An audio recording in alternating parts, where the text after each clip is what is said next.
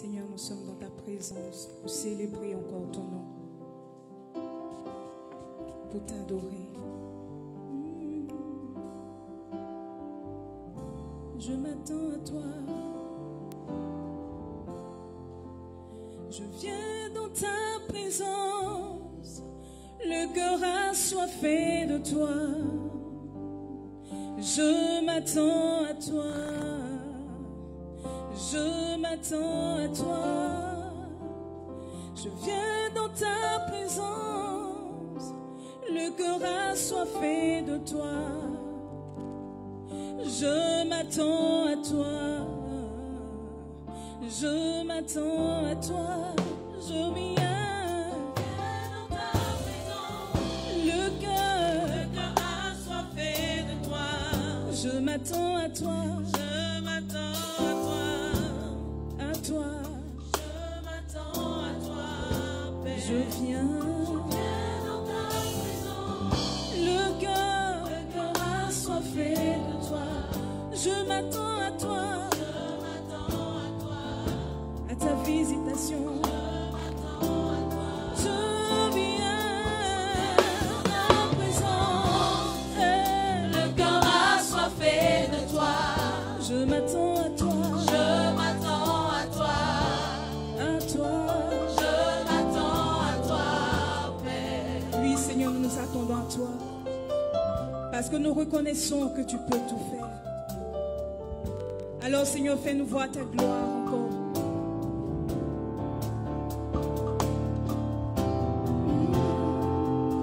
Je suis dans ta présence, le cœur inondé de toi. Je m'attends à toi. Je m'attends à toi. Je suis dans ta présence, le cœur assoiffé de toi. Je m'attends à toi. Je m'attends à toi. Je m'attends à toi. Je m'attends à toi. Je m'attends à toi. Je m'attends à toi. Je m'attends à toi. Je m'attends à toi. Je m'attends à toi. Je m'attends à toi. Je m'attends à toi. J'ai besoin de toi, Père, de toi seul. J'ai besoin de toi. J'ai besoin de toi. J'ai tant besoin de toi, Père. De toi seul. De toi seul. J'ai besoin de toi. J'ai besoin de toi. J'ai tant besoin de toi, Père. De toi seul. De toi seul. J'ai besoin de toi. Disons que j'ai besoin de ta présence dans ma vie. J'ai tant besoin de toi, Père. De toi De seul. toi seul. J'ai besoin. J'ai besoin de toi. J'ai besoin de toi. J'ai tant besoin de toi, Père. De toi seul. Alpha et Omega. J'ai besoin de toi. Alpha Omega. Toi seul me suffit en ce matin. Élève la voix, adore-le. Il est Alpha Omega.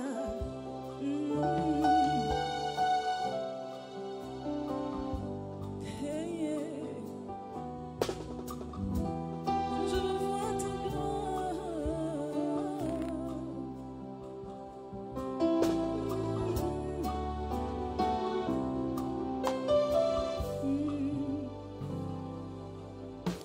Je reconnais que tu peux tout et que rien ne t'est impossible. Est-ce que tu peux le dire avec moi? Je reconnais. Je reconnais Que tu peux tout que tu peux tout et que rien et que rien ne t'est impossible. je reconnais, Seigneur. Je reconnais ta puissance. que tu peux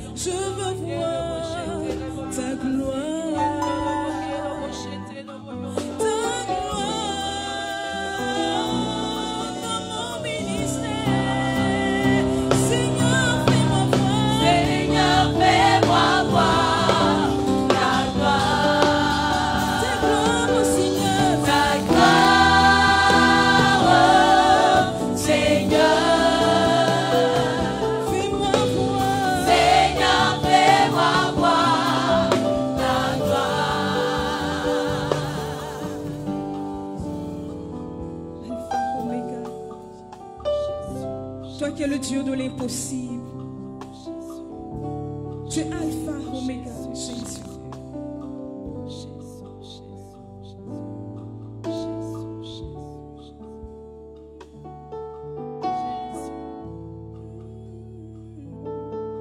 Oui, bien-aimé, tu peux lever la voix, tu peux parler à ce Dieu qui est commencement et fin. Et rien n'est impossible. Oui, tu peux lui présenter ta situation ce matin. Parce qu'il est le commencement et la fin. Alléluia.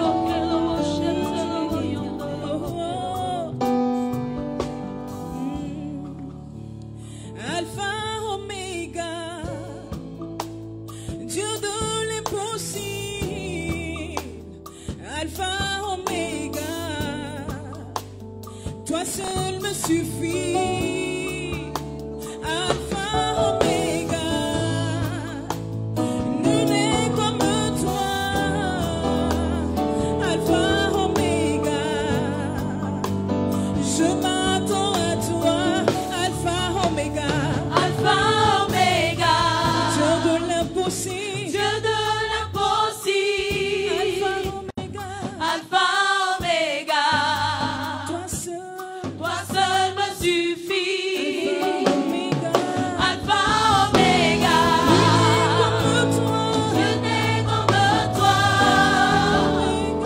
Alpha, Oméga, Je m'attends à toi. je m'attends à toi. Oméga, Alpha, Oméga, Dieu de l'impossible. Dieu de l'impossible. Alpha, Oméga, Nul n'est comme toi. nul n'est comme toi. Alpha, Oméga,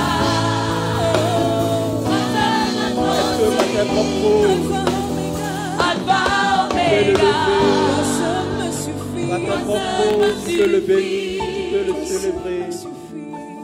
Est-ce que quelqu'un peut élever la voix pour adorer ce Dieu?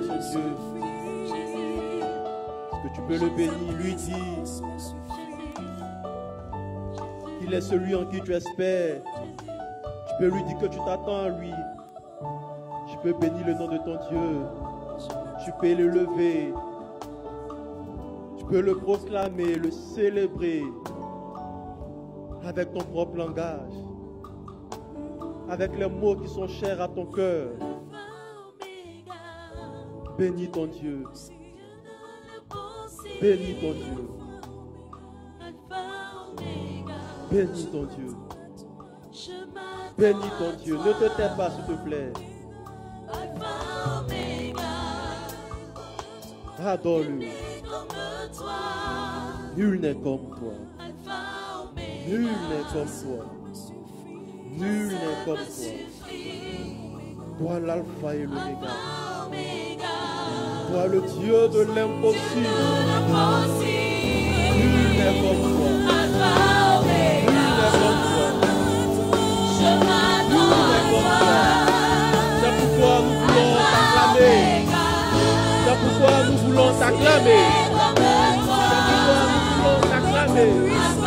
C'est pourquoi nous voulons t'acclamer. Que Dieu soit le Dieu de l'impossible.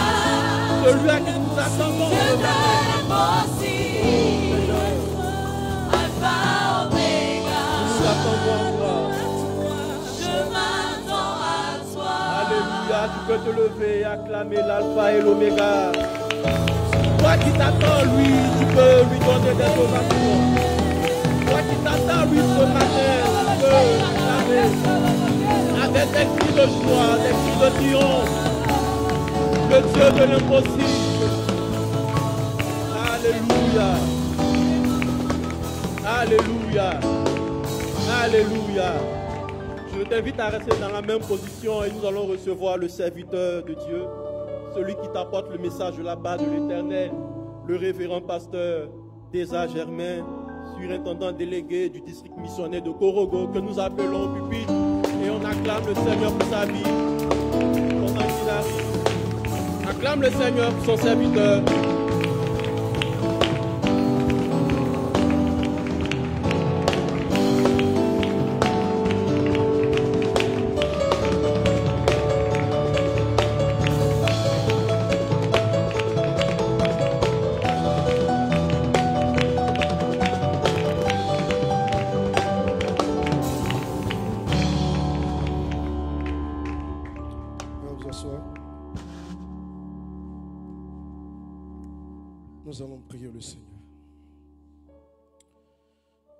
Seigneur, c'est pour nous une grâce. C'est pour nous un sujet de bénédiction. D'accorder cette occasion à chacun de tes enfants que nous sommes, de venir et d'être dans ta présence, afin de recevoir les instructions qui proviennent de ta part. Mais beaucoup plus, de pouvoir donner une dynamique nécessaire à notre vie de prière et de comprendre que la victoire est quelque chose d'absolu avec toi. Puisque nous avons cette entière conviction que ta mort sur la croix et ta résurrection le troisième jour n'a pas été en vain, mais était tout simplement un prétexte réel, un prétexte nécessaire, un prétexte, je peux dire, total. En ce qui concerne notre communion avec toi, de telle sorte que nous soyons les représentants vivants de ton évangile ici-bas sur cette terre, mais que nous puissions avoir la conviction et la réalité que nous sommes sauvés. Seigneur, par la présence de ton Esprit Saint, nous avons besoin que tout ce qui sera dit, tout ce qui sera davantage fait ne puisse pas provenir de la part d'un homme, mais puisse provenir entièrement de toi. Nous voulons saisir la totalité de notre grâce et de notre bénédiction. Nous voulons saisir la totalité de ce pour lequel tu nous as établis ici-bas sur cette terre. Alors permets de sorte que, Père, nous puissions entrer dans cette langue de grâce et que la gloire puisse te revenir, parce que nous savons que tu es notre résurrection, tu es notre puissance, tu es notre force, tu es notre gloire, tu es notre admiration. Tu es le Dieu qui non seulement acceptait de mourir sur la croix pour nous, mais tu es le Dieu qui était hier, tu es le Dieu qui est aujourd'hui, tu es le Dieu qui est éternellement. Il n'y a pas en toi donc des variations. Il n'y a pas un seul instant de notre vie tu nous as délaissés. Il n'y a pas un seul instant de notre vie tu nous as abandonnés. Tu nous as signifié au travers de la bouche d'Ésaïe, et que si même notre mère arrivait à nous abandonner, toi qui es notre Dieu, toi qui es notre Père, toi qui es notre résurrection, qui est notre force, tu demeures constamment pour nous notre mère, et que jamais tu ne nous délaisseras, et que jamais tu ne nous abandonneras. Je prie, Seigneur, qu'à cette longue de fidélité vis-à-vis de nous puisse se manifester au-delà de tout entendement, et que la gloire puisse revenir, parce que nous savons qu'avec toi nous sommes constamment, Seigneur, dans cette grâce victorieuse, et que ton nom soit constamment élevé, parce que tu nous entends, tu nous reçois, mais mieux tu nous exauces, au nom de Jésus. Amen.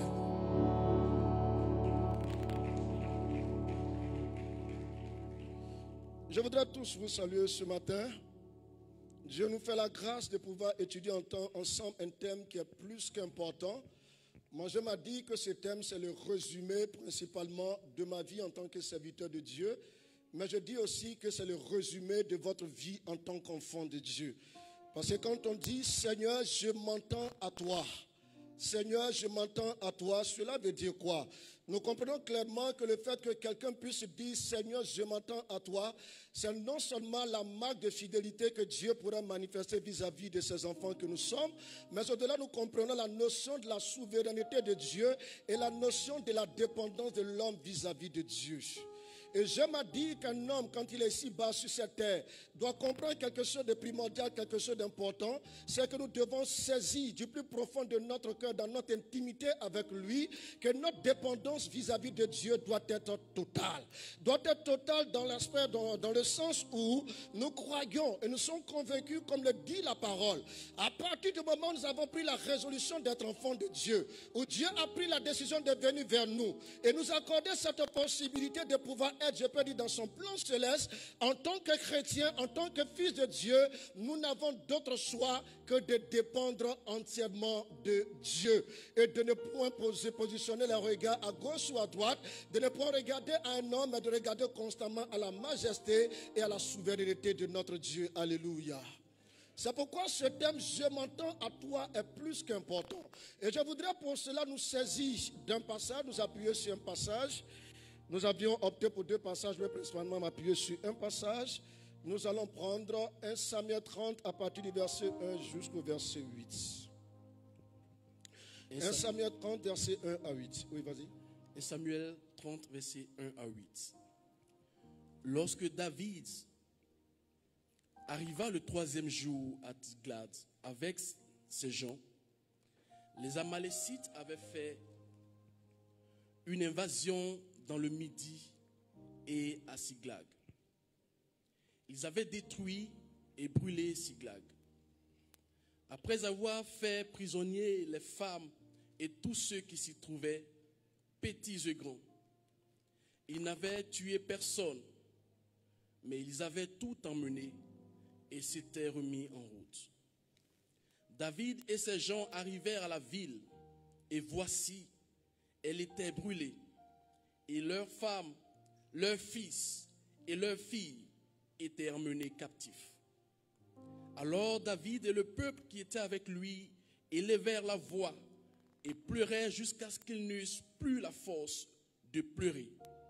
Les deux femmes de David avaient été emmenées, Achinoam de Jezreel et Abigail de Carmel, femme de Nabal.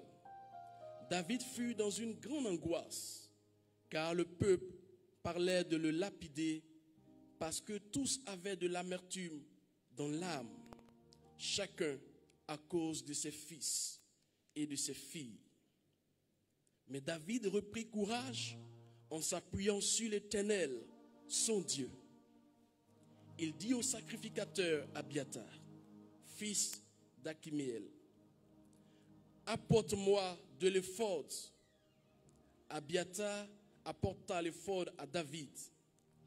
Et David consulta l'Éternel en disant, poursuivrai-je cette troupe? L'atteindrai-je? L'Éternel lui répondit, poursuis, car tu atteindras et tu délivreras. Amen. Un texte qui est important, pourquoi? Nous connaissons plus ou moins la vie de David. Le choix avait été porté sur David en tant que le futur roi d'Israël. Et David même avait déjà reçu l'onction royale parce que nous savons qu'il a été oint par le serviteur de Dieu. Il a été oint, il a été mis à part et il avait reçu cette onction qui provenait de la part du Seigneur. Mais du fait, à partir du moment où David a été oint, nous savons que la vie de David n'a jamais été une vie facile. David a connu un certain nombre de situations, il a connu un certain nombre de preuves, en tel enseigne que David s'est vu obligé de quitter son propre pays pour aller se réfugier sur les Philistins. Mais regardez ce qui est, je peux dire entre guillemets, contradictoire. Et la question que je me suis posée, comment est-ce que David a été reçu par ces Philistins? Parce que nous savons 14 années auparavant, 14 années en arrière, David a mené un grand combat pour sortir Israël de la situation là où elle se trouvait. Et ce grand combat que David avait mené, c'était contre qui? C'était contre Goliath. David avait terrassé un Philistin qui était non seulement un homme ponctueux, qui était non seulement un homme qui était valable aux yeux des Philistins, qui était non seulement un homme fort, qui était non seulement un homme puissant, mais qui était même le modèle parfait des Philistins. David est arrivé à vaincre ces Philistins en question. Mais quelques années après, David est confronté à une situation difficile de preuve et David se voit obligé d'aller dans le pays de Goliath. Alors nous posons la question, pourquoi en premier lieu les Philistins n'ont pas eu l'occasion de mettre la main sur David et ses compagnons pour dire que voici la personne en question qui a vaincu à une certaine époque, il y a 14 années en arrière, celui qui était le chef de notre armée, celui qui était le digne représentant de notre armée, celui qui faisait notre fierté, celui en qui nous avons déposé la gloire de notre Dieu, celui sur lequel la main de notre Dieu était. Comment se fait-il que ce David n'ait pas eu l'occasion d'être capturé par ces gens-là et même d'être tué par ces gens? Mais lorsque nous regardons les textes de près, nous allons comprendre que reposer sur la vie de David, quelque chose de spécial. Parce que d'abord Dieu l'avait oint. Et à partir du moment où Dieu l'a oint, reposer sur la vie de David, c'est que nous appelons la grâce parfaite provenant de la part de l'Éternel. Alléluia. À partir du moment où la grâce de l'Éternel reposait sur la vie de David, à partir du moment où la main de l'Éternel était sur la vie de David, la vie de David ne dépendait plus de lui-même, mais la vie de David était orientée selon le plan parfait de l'Éternel. David se sentait obligé d'être dans un pays étranger, tout comme Dieu lui-même, par la représentation de Jésus-Christ de Nazareth sur cette terre, se vit un jour obligé d'être en Égypte afin que le plan parfait de Dieu puisse s'accomplir au travers de lui. Alors, aller à l'étranger, aller dans un pays extérieur de ton pays, aller dans un lieu qui n'est pas le nôtre, c'est tout simplement quoi? Dieu nous met à part, envie de nous préparer pour quelque chose d'indispensable. Dieu nous met à part, afin que le plan parfait qu'il veut accomplir dans notre vie puisse se réaliser en son temps, parce qu'il faudra qu'il arrive à nous modeler selon qu'il le veut. Il faudra qu'il arrive à nous donner tout le statut nécessaire comme il le veut, de telle sorte que ce qu'il a positionné et planifié au travers de nous puisse avoir son accomplissement en son temps. David se trouve donc dans un pays étranger et beaucoup plus dans un endroit qu'on appelle Siklag. Et ce jour-là, David a pris tous ceux qui étaient avec lui. Il a dit ceci: nous allons mener une évasion ensemble avec les Philistins, principalement dans un autre pays. David prend donc tous ces hommes, ils quittent Siklag et ils s'en vont quelque part d'autre. Mais qu'est-ce qui se passe derrière David?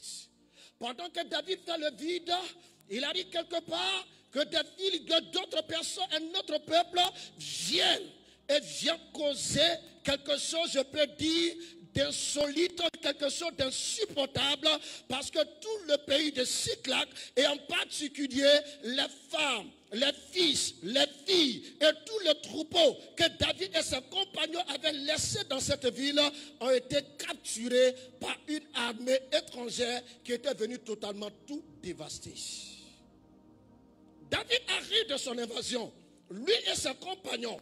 Lorsqu'ils arrivent à Siklag, ils se rendent compte que tout ce qu'ils avaient laissé, tout ce qui leur était cher, ont été totalement emmenés captifs. Et la Bible précise que les deux femmes de David faisaient partie de ces personnes qu'on avait capturées et qui ont été emmenées captifs. La réaction des compagnons de David n'a pas été du tout facile. Parce que la Bible nous signifie, dans ce même passage, qu'ils ont commencé à élever la voix. Ils ont commencé à pleurer. Ils ont commencé à gémir devant le Seigneur. Ils ont commencé à se poser un certain nombre de questions. Mais pourquoi nous faisons l'œuvre de Dieu? Pourquoi nous accomplissons la mission pour Dieu?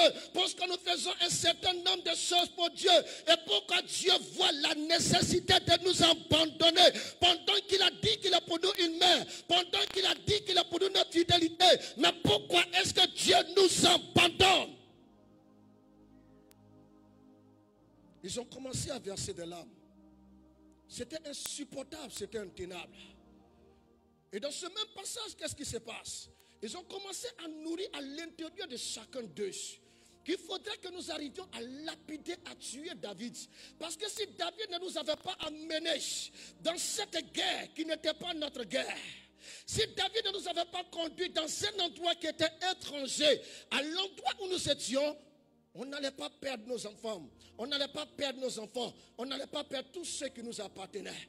Regardez, quand il arrive une situation quelque part, il arrive la plupart du temps que nous regardons à ceux qui sont à côté de nous pour dire que si la situation m'est arrivée, c'est parce qu'il y a eu telle ou telle personne qui était auprès de nous, c'est parce qu'il y a eu telle ou telle personne qui était dans notre entourage que la situation que nous vivons nous est arrivée. Si cette personne n'était pas dans notre maison, je n'aurais jamais connu une histoire de sorcellerie dans ma maison. On a transporté une personne depuis le village, un enfant depuis le village, on l'a positionné dans ma maison. Mais c'est au travers de cet enfant que les gens ont commencé à s'attaquer à moi, que les gens ont commencé à tout détruire dans ma vie. Tout ce que je possédais comme bien, mon enfant que j'aimais a été tué par ces personnes. Mon père que j'aimais a été tué dans ma maison par ces personnes. Ma mère que j'aimais a été tuée par ces personnes. Si je n'avais pas envoyé cet enfant en question dans ma maison, ce n'était pas évident que ces personnes puissent disparaître. Mais c'est à cause de qu'aujourd'hui, ceux qui m'étaient chers m'ont été arrachés. Regardez la réaction de David. Et je voudrais m'appuyer sur la réaction de David pour que vous compreniez la nécessité de s'attendre à Dieu. Lorsque nous regardons de près le passage, la Bible nous dit quoi? Au verset 6, David fut dans une grande angoisse. David fut dans une grande angoisse. Je vais parler de 3 éléments qui vont caractériser l'attitude de David. Il y a d'abord le premier élément qu'on appelle la focalisation intérieure. La focalisation intérieure, c'est quoi? Lorsque toutes ces personnes étaient en train de nourrir un certain nombre de choses du plus profond d'eux, envie de s'attaquer à David, envie de le détruire, regardez, David était replié sur lui-même. David a commencé à regarder à l'intérieur de lui-même. David a commencé à se poser des questions à l'intérieur de lui-même. Et lorsque nous parlons d'une personne qui est angoissée, c'est une personne qui non seulement est au-delà même, je peux dire, de tout ce qu'elle pourrait ressentir de positif à l'intérieur de son âme, à l'intérieur de son corps, à l'intérieur de son esprit. David était complètement dévasté et se posait la question, mais comment résoudre ce problème? Comment est-ce que je peux amener ces personnes, et tant soit plaît de ne pas nourrir la colère en eux, mais de connaître l'expérience de la joie? Que dois-je faire?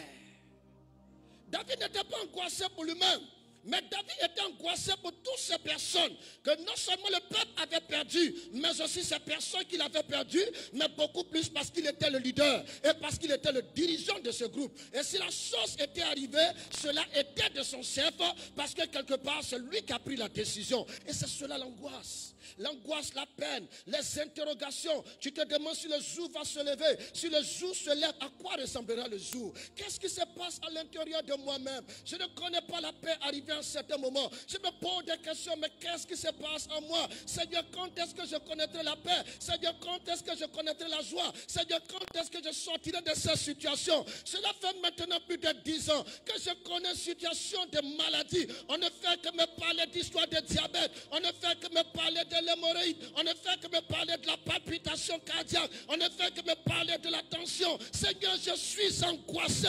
Seigneur, comment puis-je sortir de cette situation qui m'épouvante et qui m'empêche de me sentir à l'aise à l'intérieur de mon corps? C'est ça l'angoisse. David était angoissé. David se posait un certain nombre de questions. Mais regardez, dans cette angoisse, il y a deux éléments qui vont permettre à David de pouvoir un temps soit peu surmonter cette angoisse. Le premier élément, la Bible nous dit quoi? Regardez par la suite, la Bible nous dit à partir du verset dans ce même passage, mais David reprit courage en s'appuyant sur l'Éternel son Dieu. La première chose dans l'attitude de David, c'est que David a repris courage. Je vous dis une chose. J'ai connu une situation d'angoisse lorsque jeune étudiant que j'étais. Et depuis que l'Éternel m'avait donné l'occasion de voir le jour, j'avais déjà commencé à porter des lunettes depuis que j'avais 5 ans. La maladie qui me rongeait les yeux allait de plus en plus d'une manière négative. À tel enseigne qu'arrivé à l'âge de 16 ans, il avait été prévu à mon niveau que je puisse passer par une double opération. Je ne voyais ni de près, je ne voyais ni de loin. Je ne pouvais rien faire sans mes paires de lunettes que je portais. Et cela était difficile pour moi. Je voyais les jeunes de mon âge qui s'adonnaient au football. Je ne pouvais pas jouer au football. Dès que j'enlève les lunettes, je ne pouvais absolument rien voir. Parce que selon mes parents et selon les médecins, j'étais né avec cette défaillance au niveau de mes yeux. Ce jour-là, j'étais en année de licence et je devais prêcher sur un texte de Marc 8, versets 22 à 28, qui parle de la veille de Bethsaïda. Et pendant que j'étais dans ma chambre, je me souviens comme si c'était hier, j'entends carrément une voix pendant que j'étais en train de méditer sur ce passage qui me pose la question. Tu veux parler de ce que un aveugle a connu la guérison, un aveugle a connu une transformation qui vient de la part du Seigneur, pendant que toi-même tu portes des lunettes. Alors j'ai compris la notion de la focalisation intérieure en entrant au-dedans de moi-même. Et en me posant la question, Seigneur, quel type d'évangile va véhiculer un peuple si cet évangile n'a pas été une occasion pour moi d'expérimenter quelque chose de vrai et de concret avec toi?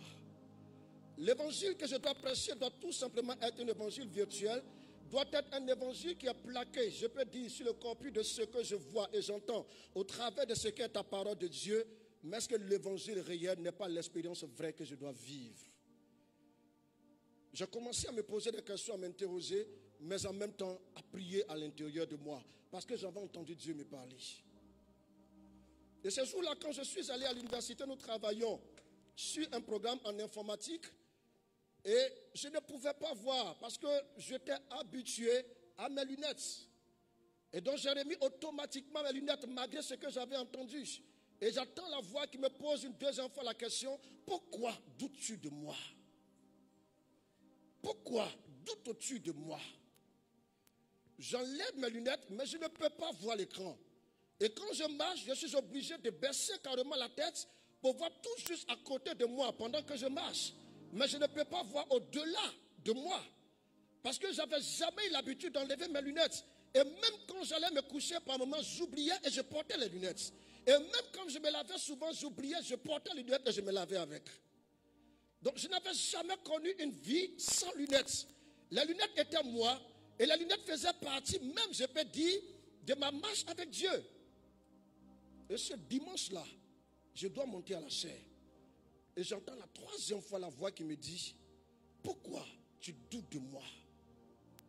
J'enlève donc mes lunettes, vision de loin, vision de près. J'enlève les deux paires de lunettes, je dépose les paires de lunettes et je dis à Dieu, Seigneur, je crois du plus profond de moi-même que tu m'as accordé la guérison. Je crois sur la barre de ta parole. Je crois que tu es réel. Je me laisserai désormais conduire par toi et je prie que ta gloire éclate là où je vais.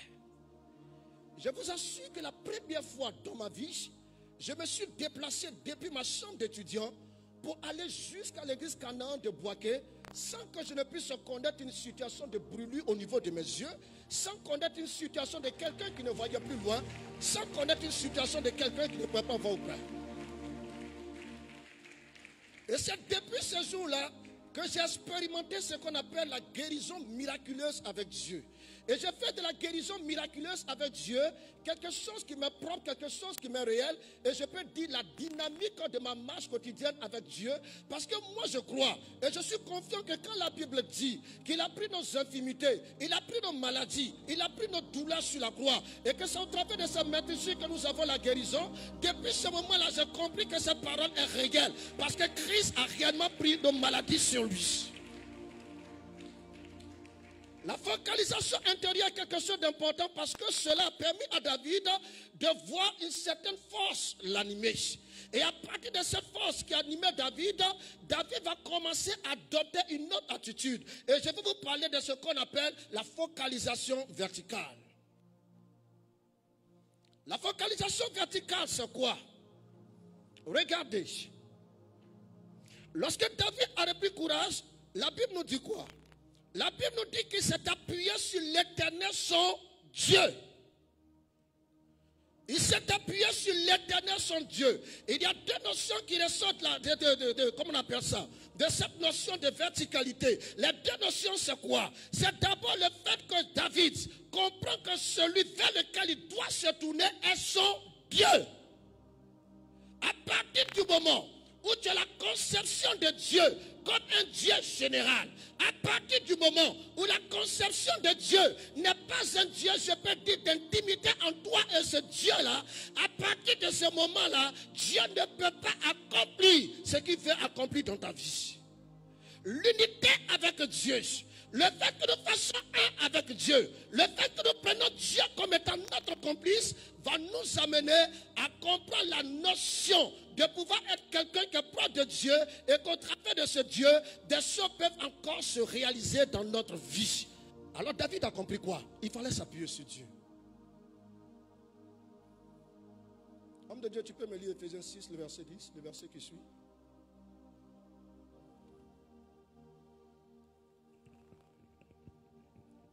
Éphésiens, chapitre 6. Oui, Ephésiens 6, 10, vas-y.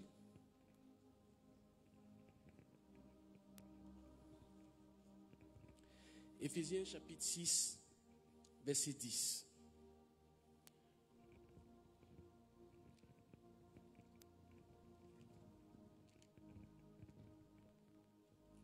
Au reste, fortifiez-vous dans le Seigneur et par sa force toute puissante. Amen.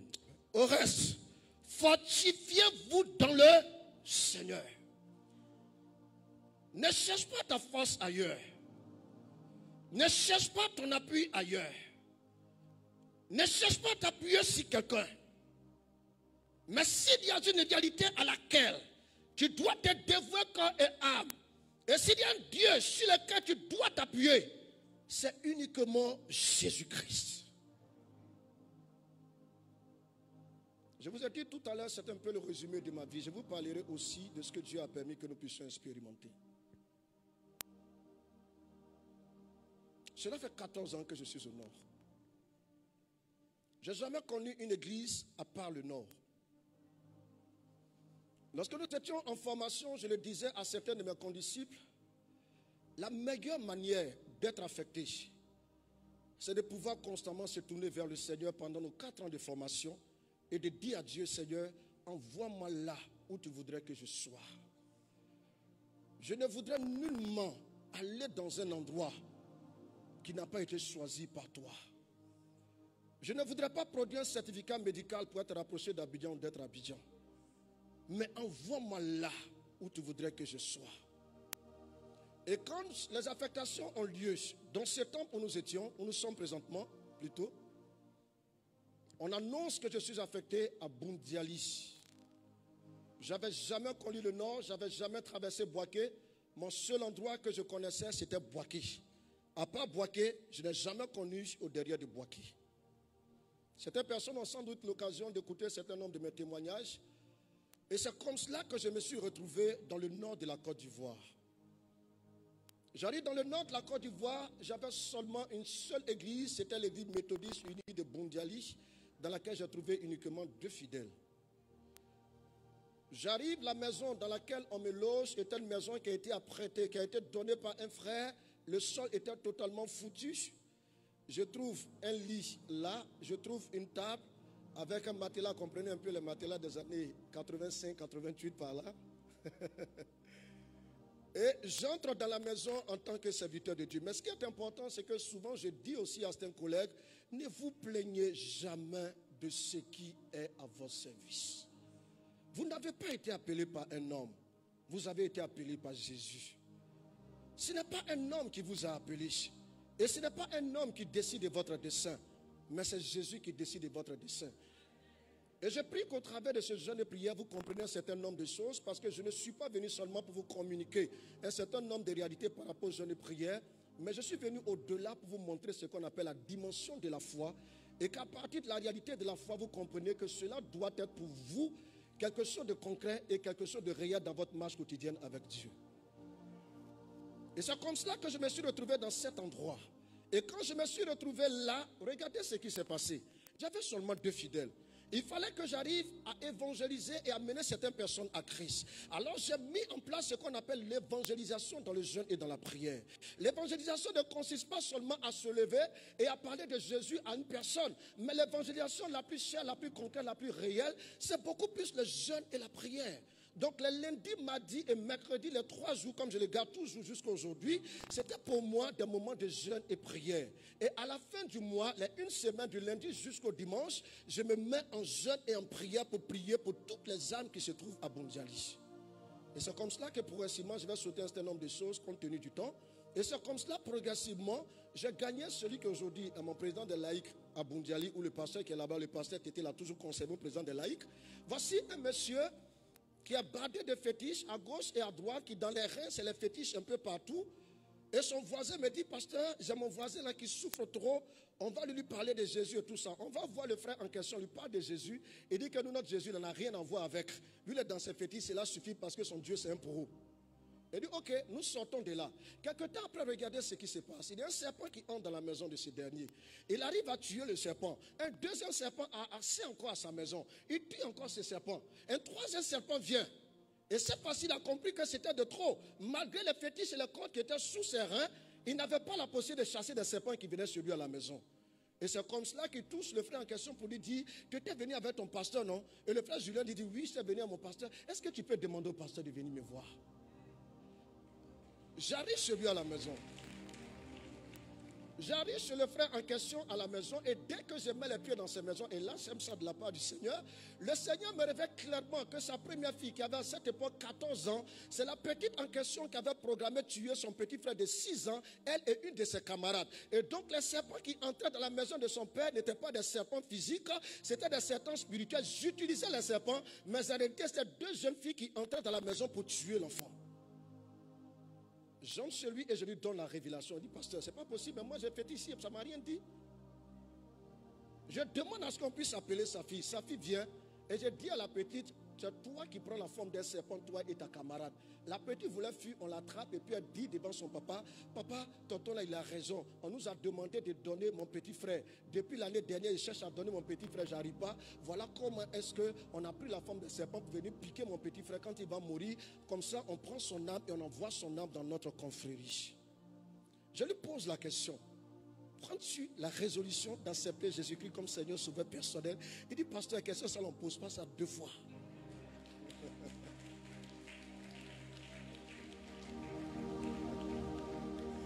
Il prend la décision de donner sa vie à Christ.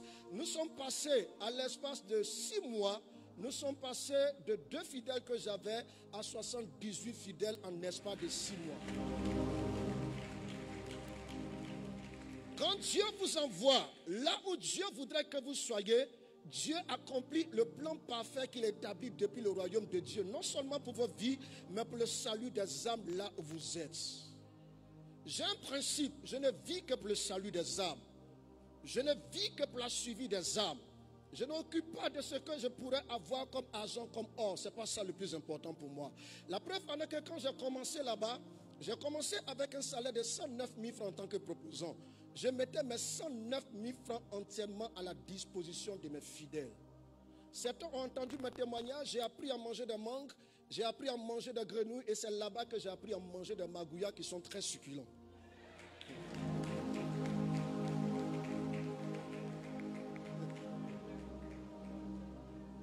Donc en tant que pasteur, regardez un peu moi, mes fidèles, on va à la chasse des magouillas, on les tue, on les met dans la marmite, on les prépare et puis le soir on se regroupe et puis on mange les magouillas.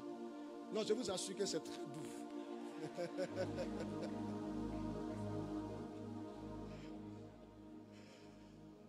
Comment est-ce que tu t'entends à Dieu? Comment est-ce que tu t'entends à Dieu?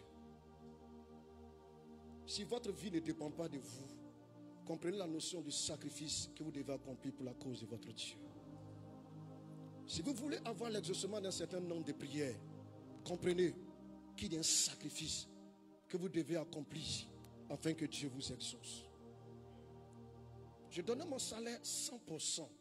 Quand l'œuvre a commencé à évoluer, le catéchiste est là, c'est mon ami, mon frère, avec lequel j'ai beaucoup, je peux dire, de choses que nous partageons depuis John Wesley. Quand je commençais à gagner des personnes, à commencer à gagner des églises, à commencer à implanter, toutes les personnes que nous gagnons, qu'est-ce qu'il fallait faire? Il fallait pour moi conserver ces âmes. J'ai donc fait appel à des missionnaires. J'ai donc fait appel à des catéchistes que je recrutais localement. C'est-à-dire tous mes filles dans la foi qui sont sénifaux, je les forme et je les établis comme catéchistes. Et j'ai établi un salaire de 60 000 francs au départ pour eux. Et tout ce que je faisais venir, il faut que je payais à leur maison. Je leur donnais un salaire de total, faisait 100 000 francs. Vous me poserez la question, mais où est-ce que j'enlevais l'argent à cette époque-là? C'était mes genoux. Et ça a toujours été mes genoux jusqu'au jour d'aujourd'hui. Je dépensais à cette époque-là, jusqu'à ce qu'on arrive aujourd'hui, plus de 650 000 francs par mois, avec un salaire de 109 000 francs que je consacrais totalement à Dieu. Dans cette région du Nord, je n'ai jamais adressé une lettre à quelqu'un pour demander qu'on puisse me venir en aide. C'est ça, s'attendre à Dieu. Quand tu t'entends à Dieu, tu dépends entièrement de lui. Je vous demande pardon. Quand tu t'entends à Dieu, tu dépends entièrement de lui. Quand tu t'entends à Dieu, tu n'as pas besoin de payer 5 millions de francs pour un concours. Quand tu t'entends à Dieu, tu n'as pas besoin de corrompre quelqu'un pour quoi que ce soit. Quand tu t'entends à Dieu, tu n'as pas besoin que la main d'un humain t'aide. Quand tu t'entends à Dieu, tu dépends entièrement de Dieu. Et Dieu est ta seule ressource. Au départ, je dépensais 650 000 francs par mois pour mes missionnaires et mes catéchistes, établis sur des communautés. Un frère me posait un jour la question, pasteur, on a appris que les États-Unis, la France vous apportent l'argent et tout ça. J'ai commencé à sourire et je lui ai dit, mon frère, je compte entièrement sur le Seigneur. Mon appui, c'est Dieu. Mon secours, c'est Dieu. Et c'est cette communication que je donne partout où je passe, afin de susciter dans le cœur des enfants de Dieu la dépendance totale à Dieu, au Seigneur Jésus-Christ. Et c'est dans cette œuvre que nous étions en train d'accomplir que j'ai commencé à connaître un certain nombre d'empoisonnements. J'ai été empoisonné jusqu'à aujourd'hui à 33 fois que j'ai été empoisonné. Mais je vous parlerai des 2 derniers empoisonnements que j'ai connus. Pour que vous compreniez, quand on parle de l'œuvre de Dieu, il ne s'agit pas d'une œuvre qui est recroquevillée sur nous-mêmes, où nous pensons en nous-mêmes, mais nous devons être un sacrifice vivant pour les autres. Étant donné que nous sommes un sacrifice vivant pour les autres, nous connaîtrons un certain nombre de preuves et de douleurs qui ne seront pas faciles à supporter. Mais nous devions supporter cela, tout comme David qui faisait couler des larmes vers le Seigneur, parce que nous sommes celui-là sur lequel Dieu a porté son choix, afin qu'un certain nombre de personnes puissent être transformées et connaissent la restauration vraie qui vient de la part du Seigneur. Les 2 derniers empoisonnements que j'ai connus, regardez comment Dieu est fidèle lorsque vous comptez sur Dieu. Regardez comment Dieu est fidèle lorsque vous vous entendez à lui. L'avant-dernier empoisonnement, j'étais à table avec un certain nombre de personnes. Et je suis allé dans la cuisine pour aller tout juste prendre de l'eau dans le réfrigérateur et déposer l'eau sur la table. Quand un de mes amis, qui avait déjà ce qu'on appelle le poison noir, pour ceux qui connaissent le nom, c'est un poison qui ne fait pas plus de 5 minutes dans le corps d'une personne. Lorsque tu consommes ce poison, automatiquement, je ne vous dis pas en 2 minutes, automatiquement, tu connais la mort sur le sang. Il verse le poison dans la nourriture. Je consomme la nourriture sans me rendre compte que mes 2 amis avec lesquels j'étais à table m'ont empoisonné. Et c'est pendant que je consommais ce poison, j'étais en train de me lever, partir, je commençais à sentir un certain nombre de douleurs au niveau de mon ventre. Mais regardez ce que le Seigneur va faire. Le Seigneur va contenir ce poison dans mon corps jusqu'au lendemain. Je ressentais toujours la douleur. Et c'est comme cela que j'ai pris mon véhicule, j'étais au volant de ma voiture et je partais, je venais ici à Abidjan. Arrivé au niveau de Boaké, j'ai compris que quelque chose s'est passé dans mon corps. Mon ventre a commencé à s'enfler. Au fur et à mesure que mon ventre s'enfle, j'ai compris que je me rapprochais de plus en plus de mon volant. Et j'ai commencé à me sentir mal à l'aise à l'entrée de Boaké. Je me suis presque évanoui dans le véhicule. Quand ces 2 personnes qui sont venues, ces 2 personnes m'ont pris dans le véhicule, ils m'ont transporté jusqu'à l'hôpital. On me donne tout ce qu'il faut comme médicament à l'intérieur de mon corps. Les médecins font tout. Et il y a un médecin qui a dit aux 2 personnes qui m'ont envoyé, est-ce que vous connaissez ses parents? Les gens disent non, on ne les connaît pas. Et le monsieur en question me dit, vous faites quoi? Je dis, je suis pasteur. Il me dit, est-ce qu'on peut avoir le numéro d'un de vos parents? Je dis, donc le numéro de mon grand frère. Et le monsieur en question s'approche de 2 autres personnes pour dire, le pasteur, ce n'est plus évident qu'il puisse vivre parce que le poison a déjà tout détruit dans son corps.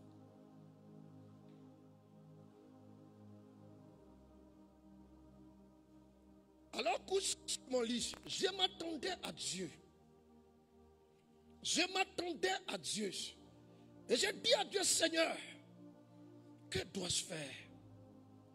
J'entends clairement la voix, comme je suis en train de vous parler. Prends tes 2 doigts, prie sur tes 2 doigts. Demande-les un seau et mets les 2 doigts dans ta bouche.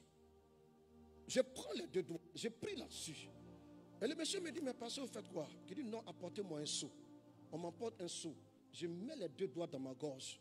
Tout ce qui était dans mon ventre, tout ce qui se trouvait dans mon ventre, sort automatiquement et ça remplit la moitié d'un petit seau que vous connaissez. Tout était noir.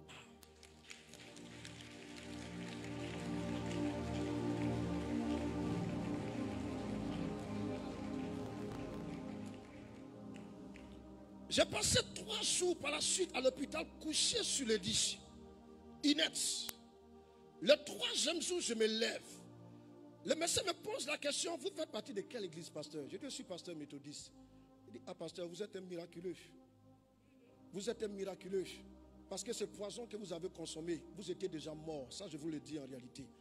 Et je lui ai dit, je ne crois pas que le Dieu que je sers puisse interrompre aussi brusquement le ministère pour lequel il m'a appelé.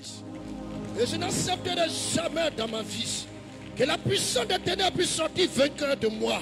Je n'accepterai jamais dans ma vie qu'un sorcier, quelle que soit sa taille, quelle que soit sa hauteur, quelle que soit sa suprématie et sa grandeur, sortir vainqueur de ma vie. Celui qui m'a créé, ce n'est pas un homme. Celui qui a déposé en moi son sou de vie, ce n'est pas un homme. Celui qui a posé sa main sur moi, ce n'est pas un homme. Celui qui m'a consacré à ses services, ce n'est pas un homme. C'est Dieu et le Seigneur Jésus-Christ qui m'a appelé bien avant que je ne sois dans le sein de ma mère. Celui qui connaît le nom des jours de ma personne ici-bas sur cette terre. Un homme ne pourra jamais interrompre ma vie. Un sorcier ne pourra jamais interrompre ta vie. Une puissance des ténèbres ne pourra jamais interrompre ta vie. Attends-toi à Dieu. Attends-toi à Dieu. Attends-toi à Jésus. Mon dernier empoisonnement, des personnes qui me disaient être fidèles à moi. Des personnes qui étaient dans ma maison avec moi ces jours-là, qui sont venues me rendre visite. Des personnes qui étaient avec moi. Un pasteur d'une église évangélique, je ne dirai pas le nom de cette église, à qui on a dit, cet homme-là, depuis qu'il est arrivé au nord, il ne nous arrange pas. Il a détruit certains bois sacrés par la prière. Il faut absolument qu'on le détruise et on le tue. Et cette jeune fille de 17 ans, en complicité avec ses pasteurs, écrase des bouteilles. Les bouteilles dans un sachet. Et pendant que nous étions en réception, bien avant que je ne puisse venir, ils avaient déjà tout planifié. Ils ont versé les tessons de bouteilles dans ma sauce. On demande à ce qu'on puisse me servir à manger. On me sert à manger pendant que tout était déjà gâté dans la sauce. Pendant que je vais mettre la cuillère dans la sauce, j'entends la voix de Dieu qui me dit, ne touche pas.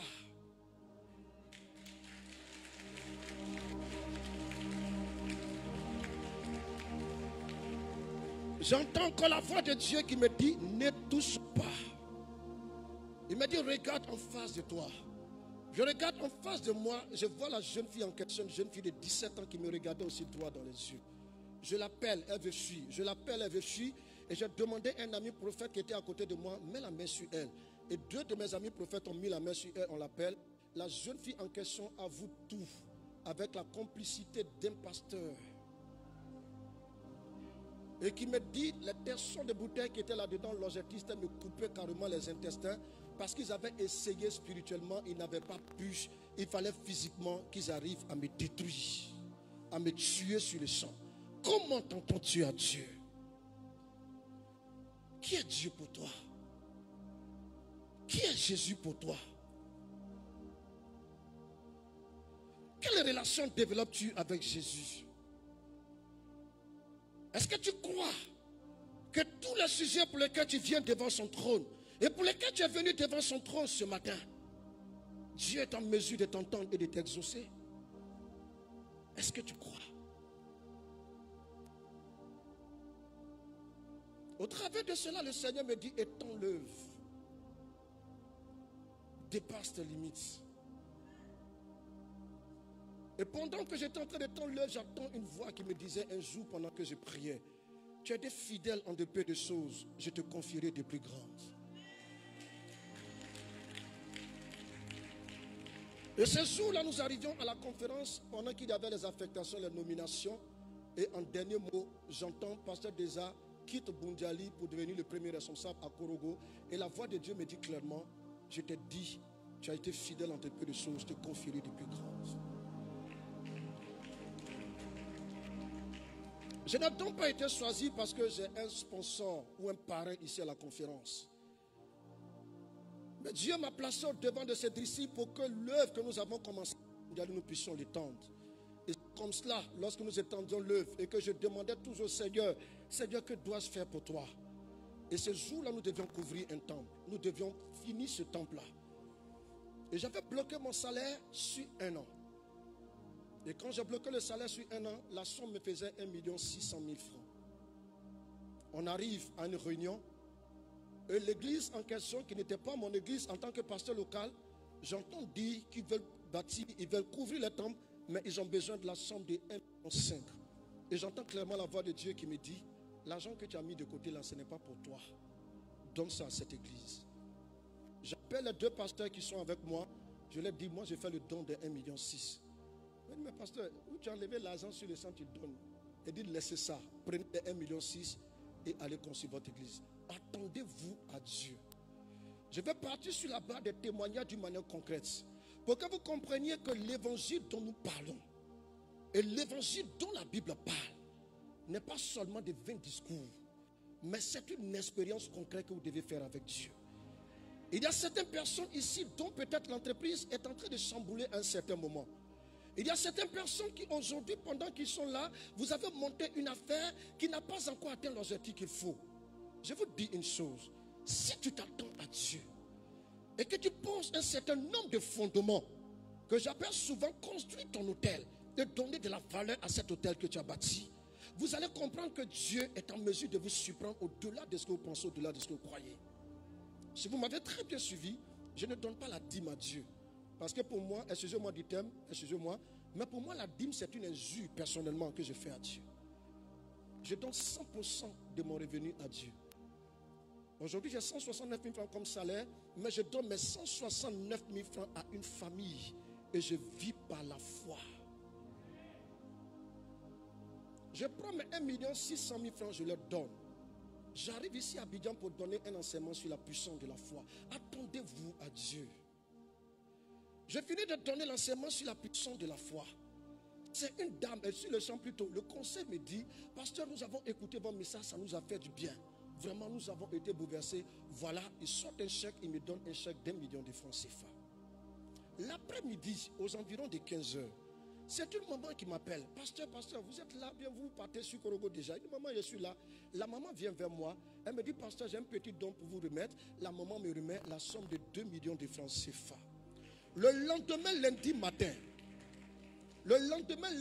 aux environs de 10 heures, c'est un frère qui m'appelle. Pasteur, est-ce que vous êtes là encore? Je dis, oui, je suis là. Le frère m'appelle, il me remet la somme de 2 500 000 francs CFA. Le lundi à 15 heures, c'est une autre maman qui m'appelle. Pasteur, vous partez quand à Korogo? Je dis, je pars après-demain à Korogo. Pasteur, c'est un tout petit don. La maman me met la somme de 1,5 million. Le mardi matin, aux environs de 11 heures,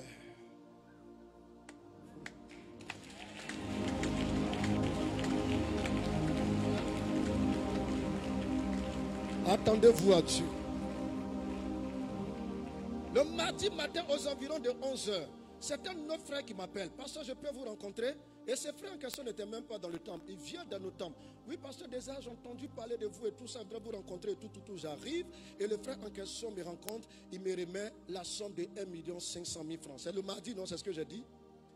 Le mardi, aux environs de 17 heures, il y a un autre frère avec lequel j'avais prié pour que son salaire soit restauré parce qu'il vivait d'injustice au niveau de son travail. Le frère en question m'appelle, me dit, pasteur, j'ai effectivement eu la grâce de voir mon salaire monter à un certain niveau. Je vais vous apporter la prémisse. Et le frère en question me fait un virement d'1 500 000 francs CFA. Ça, c'était le mardi à 16 heures. Le mercredi matin à 10 heures, il y a une autre maman qui m'appelle, qui est d'une autre ville hors d'Abidjan. Elle me dit, pasteur, je suis là depuis, je voulais poser une action. J'entends l'Esprit de Dieu me dire d'aller vers vous. Et la maman m'appelle, elle m'apporte la somme de 2 millions de francs CFA. Le mercredi, aux environs de 17 heures, il y a un frère lequel j'avais prié pour qu'il achète une maison. Il me dit, pasteur, j'ai eu le crédit de l'achat de ma maison, je vous apporte la dîme de ce que j'ai obtenu. Et le frère m'apporte la somme de 1 million de francs CFA. Le jeudi matin, aux environs de 11 heures, un saint ministre ici que nous sommes en train d'amener à la foi. Et le frère en question me dit, pasteur, je vous appelle. Vous m'avez parlé un jour de dîme. Je dis oui. Il me dit, pasteur, je vous apporte ma dîme. Il m'apporte la somme de 3 500 000 francs CFA. Je devais construire un temple et j'ai mis de côté la somme de 1,6 million pour construire ce temple. Mais Dieu m'a dit, ce n'est pas un seul temple que tu vas construire. C'est la raison pour laquelle j'ai demandé que tu donnes 1,6 million. Parce qu'entre-temps, qu'est-ce qui se passe? En même temps que je mets de côté tous mes revenus pour payer mes ouvriers, parce qu'aujourd'hui, ce que je déploie par mois me fait 2 200 000 francs que je dois dépenser chaque mois pour payer mes missionnaires et mes catéchistes. Ce n'est pas parce que j'ai de l'argent en banque, mais tous les mois, je compte sur la souveraineté de Dieu et je dis à Dieu, si tes enfants n'ont pas été payés, c'est la honte à ton niveau. Ce n'est pas la honte à mon niveau. Si tu penses qu'il doit y avoir la confusion dans la vie de quelqu'un, c'est dans ta vie qu'il aura la confusion et pas moi dans ma vie. Alors tu es obligé de me donner les 2 200 000 francs chaque mois. Je prends tout ce qu'il m'a donné et je vais bâtir 2 temples sans même prendre un rond là-dedans. Construire 2 temples à l'honneur de Dieu. Je consacre cet temple en posant une action forte, en pleurant, gémissant devant le trône de Dieu pour dire à Dieu, Seigneur, c'est mon alliance avec toi. C'est mon alliance avec toi. C'est mon alliance avec toi.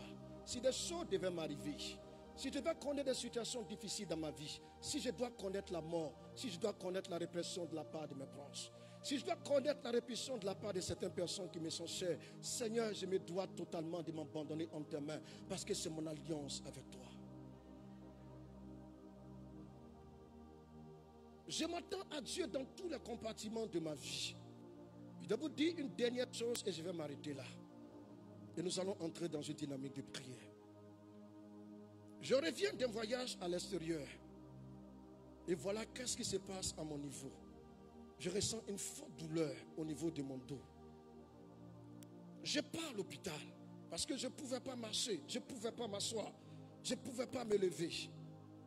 Et mon tuteur à la maison me prend comme un bébé. Avec d'autres personnes, on me soulève, on me met dans un véhicule et on me conduit à l'hôpital. J'arrive à l'hôpital, le médecin dit, pasteur, vous avez joué avec ce mal parce que ça arrivait à un niveau. Il faut obligatoirement qu'on vous opère parce que les deux nerfs au niveau du dos vraiment se sont entrelacés. Je ne sais pas par quel miracle, pasteur, mais il faut obligatoirement qu'on vous opère. Opération délicate parce que je sortirai pratiquement, si ça n'a pas réussi, paralysé de cette opération. J'ai dit à Dieu, depuis que je te sers, je n'ai pas vu un seul passage de la Bible qui dit qu'on a opéré quelqu'un. Je n'ai pas vu un seul passage dans la Bible qui dit que quelqu'un a reçu un couteau des aiguilles quelque part dans son corps et qu'on l'a opéré pour sortir quelque chose. Alors si toi-même tu ne viens pas m'opérer, je serai paralysé pour la gloire de ton nom. Lui là, quand j'ai adressé cette prière à Dieu, la même nuit, Dieu se révèle à moi. Pendant que j'étais couché, je vois des personnes dans le sens qui me renversent sur le ventre et qui commencent à poser un drap blanc sur moi, un peu là est ouvert, et des personnes viennent avec un certain nombre de choses. Ils ont commencé à m'opérer. Ils ont commencé à m'opérer. Et quand ils ont fini l'opération, je vois ils referment. Quand ils ont refermé, je me renverse encore sur le dos. Et automatiquement, j'ai écrit ça jusqu'au jour d'aujourd'hui. J'ai écrit les événements qui m'ont marqué. À 4h16 du matin, je me réveille brusquement. J'essaie de remuer mon pied gauche. Je sens que je ne ressens plus de douleur au niveau de mon pied gauche. J'ai remis mon pied droit. Je sens que je ne ressens plus de douleur. Je touche mon dos. Je sens que je ne ressens plus de douleur au niveau du dos. Alors automatiquement, je descends de mon lit avec les deux pieds. Et moi, seul dans ma chambre, j'ai commencé à élever la voix pour crier vers le Seigneur et lui rendre toute la gloire parce qu'un miracle venait de s'opérer.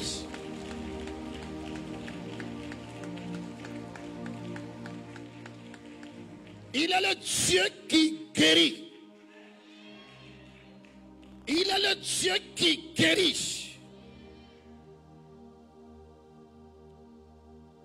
Il est le Dieu qui protège et qui guérit. J'ai connu un violent accident l'année passée. Ils sont venus me mettre un KTM devant moi. La voiture que j'avais, un Toyota Hilux. Je fais l'accident avec la KTM en question. Le véhicule totalement détruit, réduit en chiffon avec KTM. Une petite fille que je trouve dans cette ville où je suis à rendre visite, le père m'appelle et me dit, pasteur, on veut te voir. Je n'étais même pas de cette ville, c'était à Soubré. Quand vous avez appris qu'un pasteur a fait un accident vers Soubré, c'était moi. On interroge la petite fille parce que la petite s'est confessée auprès de son père. Et le père en question m'appelle, me dit, pasteur, ma fille a à vous parler avec un certain nombre de personnes qui étaient autour. Oh, j'ai fait l'accident à Soubré. Soubré n'est pas chez moi. Mais comment se fait-il qu'une petite à Soubré, c'est elle qui veut se confesser par rapport à mon accident? Et la petite me dit, tonton, un accident tu as fait là. Il y a des gens qui sont venus de San Pedro. Il y a des gens qui sont venus de Korogo. Et nous ont demandé autorisation que ton sang soit versé sur le sol de Soubré. La personne que tu as cognée là, la personne, ce n'est pas elle que tu devais cogner. On avait mis des arbres devant toi. C'est la raison pour laquelle quand tu as cogné la voiture et la moto, ta voiture a été totalement réduite en bouillie parce qu'en réalité, c'est des arbres que tu as cognés. Et quand tu as cogné les arbres, tu devais tomber dans un ravin. Regardez, quelqu'un qui fait un accident avec un KTM et tous mes pneus avant comme derrière, les 4 pneus sont automatiquement déchirés. Si j'avais la photo ici, je vous montrerai la photo. Ma voiture irrécupérable. J'ai dit à Dieu, si tu veux que je marche, je marcherai. Rien ne m'empêcherait de ton œuvre. Rien. Le diable ne m'empêchera pas. Et la petite commence à citer des noms. Commence à citer des noms. Je vous dis une chose. Je vous dis une chose. Ne mélangez pas Dieu avec cette histoire de franc-maçonnerie, de sorcellerie ou de quoi que ce soit. Je suis une des preuves vivantes. Je ne suis pas un pasteur qui vient d'ailleurs pour dire qu'il vient d'une autre église. Je suis pasteur méthodiste.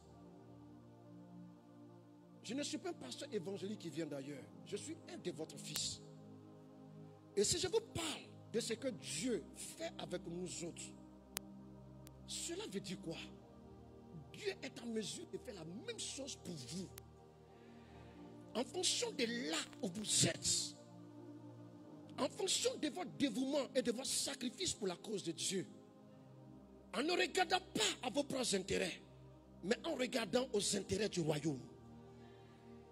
Si les intérêts du royaume doivent être le plus important pour vous, attendez-vous à Dieu. Si l'intérêt du royaume doit passer avant tout, attendez-vous à Dieu. Il est le Dieu qui ne permet jamais que vous puissiez manquer de quoi que ce soit. Il est le Dieu qui ne permet jamais que vous puissiez être livré en cette fin d'année au détriment de vos ennemis pour qu'ils puissent faire de vous ce qu'ils veulent. Dieu n'est jamais prêt à abandonner quiconque se remet entièrement entre sa main, mais qui compte absolument sur lui. Dieu n'a jamais trahi l'autorité, l'ossature de sa parole. Ce que sa parole dit, c'est ce qu'il accomplit. Si Dieu dit, il te procure la guérison, accepte ces paroles. Non pas comme une parole qui a été adressée en tierce personne, mais comme étant une parole qui t'est adressée personnellement.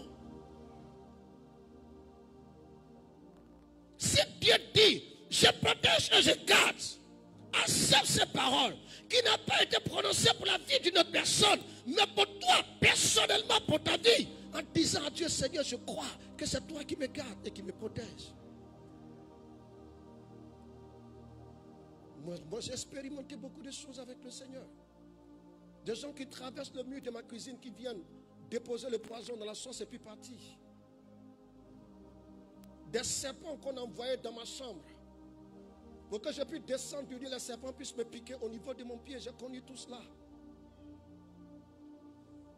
J'ai connu des hommes qui une nuit en âme sont venus chez moi. Demandez aux autres pasteurs, ils vous le diront, qui sont avec moi au nord. Ils sont venus avec des calaches. Casser la porte de ma maison. Entrer jusque dans ma maison. J'étais dans la chambre et j'entends des personnes qui étaient au salon. J'ai pris, je sors de la chambre. Je suis face à face avec deux personnes qui ont des calaches et qui me disent, on a été envoyé pour t'exécuter. À bout de sang, on m'arrose avec les calaches. Une seule balle. Une seule balle. Une seule balle. Une seule balle. Le marque. Une seule balle. Je rendais ce témoin, un ami me posait la question, pasteur, c'est un film, c'est une réalité. Il dit, c'est ce que j'ai vécu que je te dis. Je ne te dirai pas ce que je n'ai pas vécu. Dieu est témoin. Ils m'ont arrosé. Une seule balle. Je vous dis bien, une seule balle ne m'a écorché.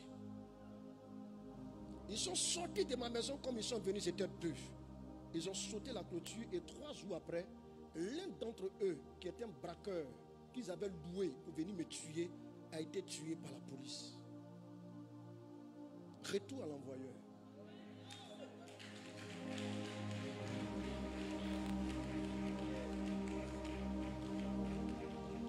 Ils sont allés l'année dernière, vous savez ce qu'ils ont fait cette année plus tôt?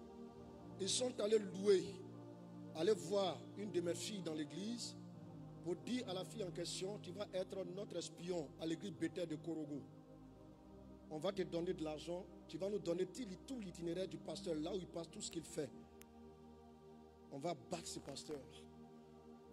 J'en ai parlé au bishop, demandez au bishop, il va vous le dire.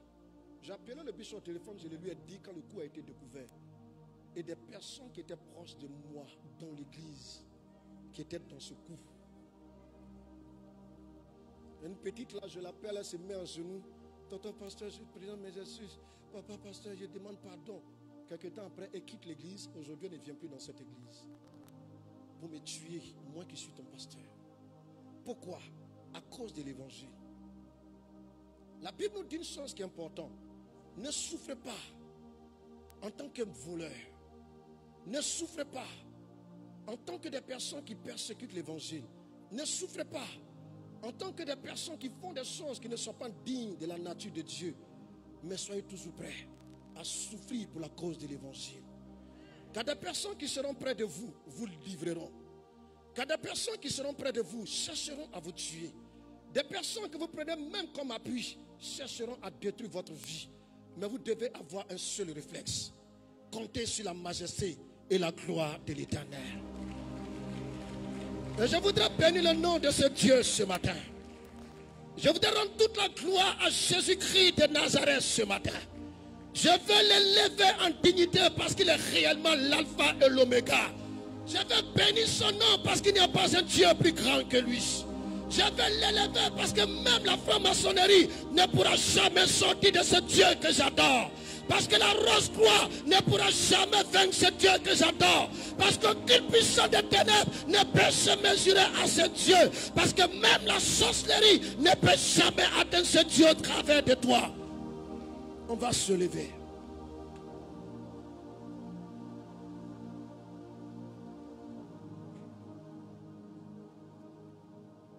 Qu'est-ce que tu attends de Dieu? Qu'est-ce que tu attends de Dieu ce matin? Qu'est-ce que tu attends de Dieu? Quand tu regardes à ta vie, quand tu regardes au saut de vie qu'il a mis en toi, quand tu regardes à sa main de rédemption qu'il a posée sur toi, malgré tes iniquités, malgré tes fautes, il a dit, je ne suis pas pour vous juger, mais je suis venu afin que vous ayez la vie, mais au-delà de cette vie, que vous ayez la vie en abondance. Dieu a toujours aimé votre âme. Dieu vous a toujours aimé au-delà de ce que vous pensez, vous croyez. Au travers de toutes ces épreuves que vous vivez, ne croyez pas qu'il y a un seul instant qui vous est abandonné. Car l'épreuve qui permet dans votre vie, c'est pour vous donner l'occasion de rendre témoignage à la réalité de cette divinité qu'il est. C'est pourquoi tu vas lui dire merci de toutes tes forces. Tu vas élever la voix ce matin. Tu vas regarder la majesté de ce Dieu. Tu vas regarder la splendeur de ce Dieu. Tu vas regarder ce Dieu tout-puissant. Tu vas regarder la réalité de ce Dieu. Et tu vas bénir son nom. Parce qu'il y a une personne ici dont l'enfant est en souffrance à la maison. Et une personne ici dont l'enfant est en souffrance à la maison. Plusieurs fois, tu as gémi devant le Seigneur.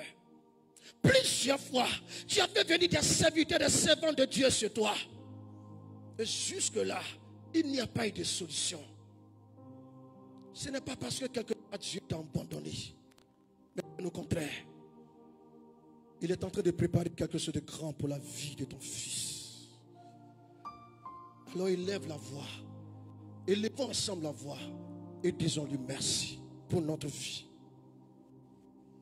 Adieu. Tu peux prendre la position que tu veux. Quand tu regardes la majesté de ce Dieu, quand tu regardes ce que ce Dieu accomplit chaque jour dans ta vie, quand tu regardes ces personnes qui sont mortes sans connaître Jésus-Christ, mais à toi, il a fait cette grâce. Il n'y a pas un Dieu plus grand que lui. Il n'y a pas un Dieu qui aime autant ses enfants. Il n'y a pas un Dieu qui aime autant sa progéniture. Il n'y a pas un Dieu qui aime autant ceux qui lui sont consacrés. Regarde à ce fou de Gadara. Ce monsieur qui ne pensait même pas qu'en ce moment bien précis il connaîtrait la guérison. Mais en ce moment bien précis, la main de Dieu a restauré ce dernier. Regarde ce qu'il a fait pour toi. Malgré le nombre incalculable de tes iniquités, malgré le nombre incalculable de tes fautes, Mais il n'y a pas un seul jour où il s'est souvenu de ton péché.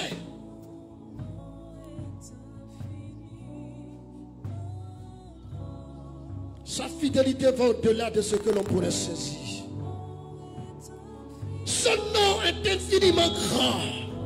Il est Jésus-Christ de Nazareth, mort sur la croix pour ta vie, ressuscité le 3e jour, afin que tu puisses marcher dans la victoire.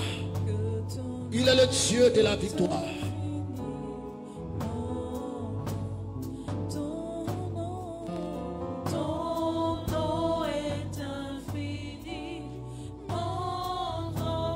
Il est le Dieu de la victoire. Expérimente cette victoire de jour comme de nuit. Laisse-toi conduire par la suprématie de cette victoire. Et dis-lui merci ce matin.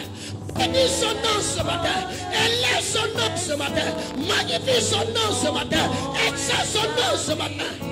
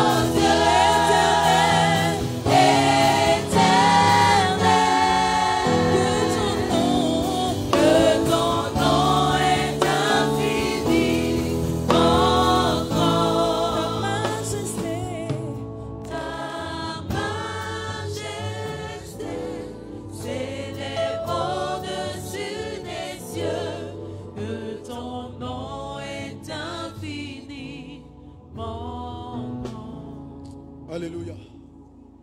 Je voudrais m'adresser principalement à une femme, à une maman qui va subir une attaque. Mais regardez ce que l'Esprit de Dieu me dit au sujet de cette dame. C'est une femme à laquelle Dieu parle. Elle a un grand don de vision. Dans la famille, il y a un certain nombre de choses que Dieu lui révèle. Dieu lui montre des choses incalculables, des choses que tout le monde ne voit pas. Mais regardez ce qui va se passer. Les gens ont préparé une attaque contre toi. Et je voudrais te parler ce matin. Tu as vu que tu as ce don exceptionnel qui fait que logiquement, tu as ce canal par lequel Dieu fait passer pour apporter du salut dans ta famille. Mais tout le monde n'accepte pas. Tout le monde n'accepte pas. Tout le monde n'accepte pas. Et pendant que je crie à Dieu et je lui parle, Dieu se révèle à toi. Dieu se révèle à toi.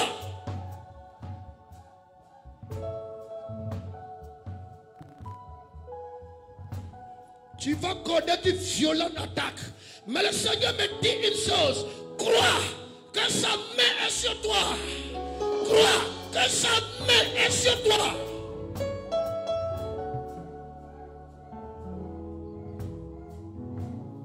Il y a des choses que tu vois que tout le monde ne voit pas.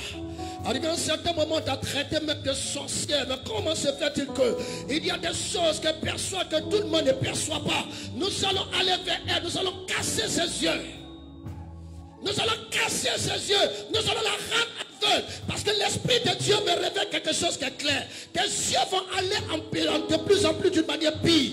Ils vont vouloir déposer une autre maladie au niveau des yeux. Afin que tu puisses connaître une douleur incalculable.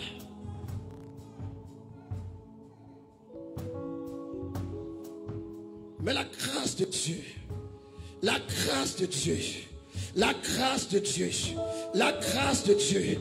Je parle à une autre personne qui jusque-là n'a pas enfanté. En réalité, dans ton ventre, ce n'est pas que tu ne peux pas enfanter, mais c'est une habitude qu'on a déposée dans le ventre. Et je dis ce matin par la puissance, par l'autorité, que l'Esprit de Dieu me convertit dans le sang de l'agneau, que tout ce qu'ils ont déposé dans ton ventre est écrasé ce matin.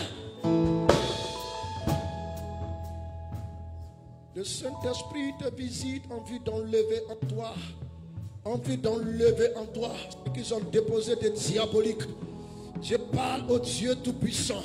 L'Esprit de Dieu me dit ce qu'ils ont déposé dans ton ventre n'est pas une œuvre humaine. Ce qu'ils ont déposé en toi, je parle encore, ce qu'ils ont déposé dans ton ventre, ce qu'ils ont déposé dans ton ventre, ce qu'ils ont déposé dans ton ventre, ce qu'ils ont déposé dans ton ventre, ce qu'ils ont déposé dans ton ventre, s'il vous plaît, prenez ici. Ce qu'ils ont déposé dans ton ventre n'est pas une œuvre humaine. Ce qu'ils ont déposé dans ton ventre n'est pas une œuvre humaine. Ce qu'ils ont déposé dans ton ventre n'est pas une œuvre humaine. Je déclare par la puissance du Saint-Esprit de tout ce qu'ils ont déposé, parce que le miracle de Dieu est encore possible et qu'au travers de sa main, il accomplit son miracle. Je déclare au nom de Jésus.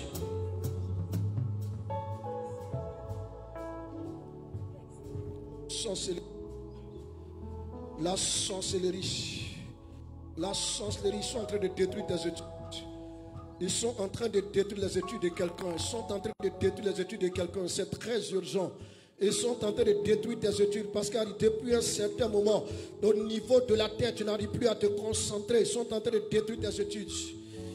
Père, je déclare ce matin que ce qui est enfoui dans son ventre, Père, tu es le Dieu de miracles. Seigneur, je prie selon que tu me parles. Je crie à toi selon que tu me parles. Je crie à toi selon que tu me parles. Je crie à toi selon que tu me parles.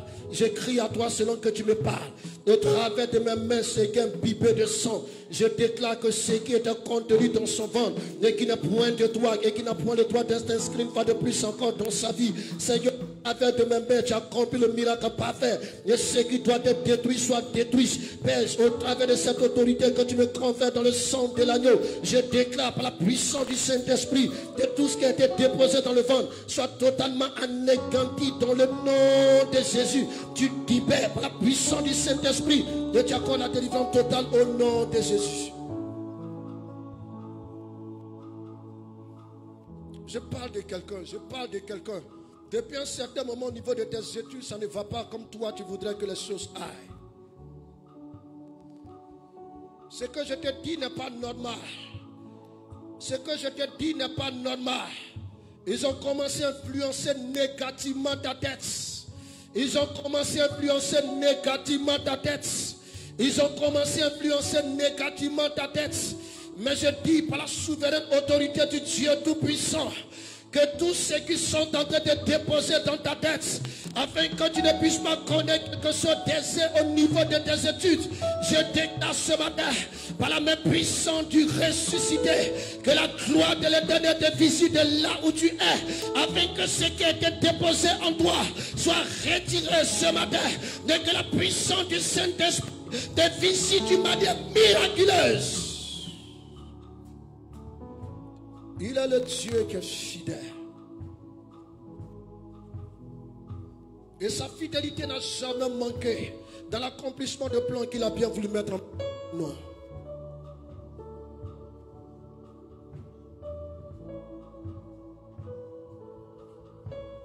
Nous allons prier pour un dernier sujet. Tu vas prier pour cette fin d'année.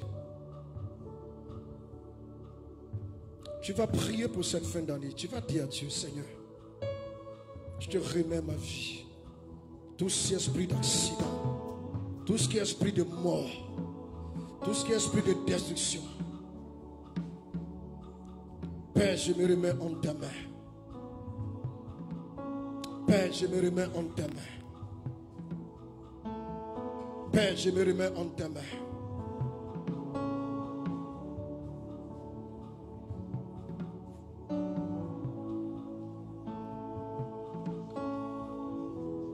Père, je me remets en ta main. Père, je me plante totalement dans ton sang. Père, je me plante totalement dans ton sang. C'est la fin de l'année, je me plante totalement dans ton sang. Père, je me remets en ta main. Seigneur, tu vois la maladie qui est logée en moi. Seigneur, tu vois la maladie qui est logée en moi. Seigneur, tu vois les douleurs que je ressens dans mon corps. Seigneur, tu vois les douleurs que je ressens dans mon corps. Seigneur, je me remets à toi. Seigneur, je me remets à toi.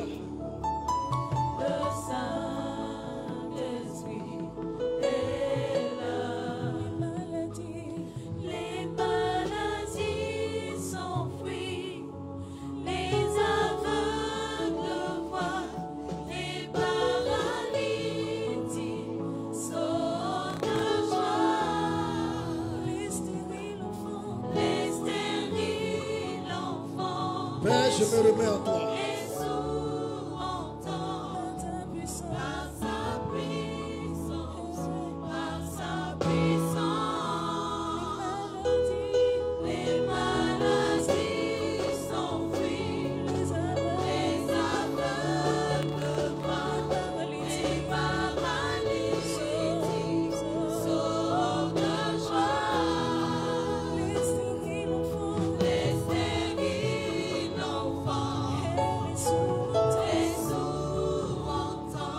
Bénis son nom pour cela, bénis son nom pour cela. On va s'asseoir, je voudrais demander à toutes les personnes qui souffrent d'un quelconque mal. Les personnes vont rester debout, vont se toucher la partie là où elles ont mal.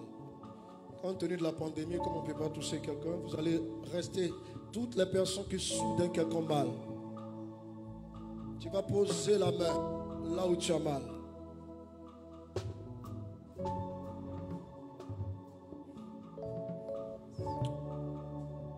Regarde, dans ta prière, je vais prier pour toi, mais dans ta prière, tu vas dire à Dieu, tu m'as dit ce matin que tu as accompli une guérison miraculeuse dans la vie de ton serviteur.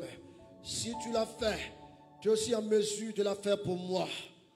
Si tu l'as fait dans ta parole, mais d'une manière concrète, dans la vie de ton serviteur, tu es en mesure encore de la faire pour moi. Seigneur, je viens donc au devant de toi. Quel que soit ce que les médecins ont dit, ne regarde pas au diagnostic des médecins. Ne regarde pas au mal dont ils ont parlé. Ne regarde pas cette histoire d'insuffisance rénale. Ne regarde pas cette histoire d'insuffisance rénale. Ne regarde pas cette histoire de mal de cœur. Ne regarde pas cette histoire de tension. Mais regarde à la capacité qu'a ton Dieu de te visiter ce matin. Alors lorsque tu pries, crois du plus profond de ton cœur que ton Dieu vient vers toi, que ton Dieu te visite. Et par la même occasion, je vais demander à Dieu, lui qui est fidèle, d'aller vers toi et d'accomplir son action de miracle, afin que tu puisses sortir de cette maladie et rendre témoignage à ce Dieu réel.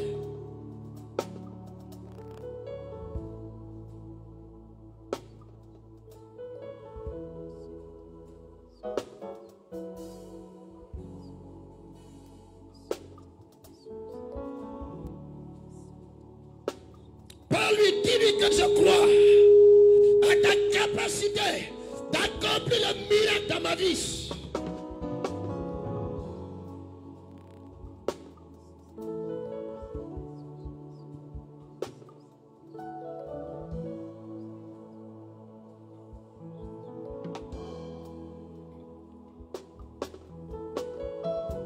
Seigneur, je crois, dis-lui simplement, je crois à la capacité de Dieu que tu es de venir vers moi ce matin et d'accomplir ce miracle au niveau de ma tête, au niveau de mon ventre, au niveau de ma hanche.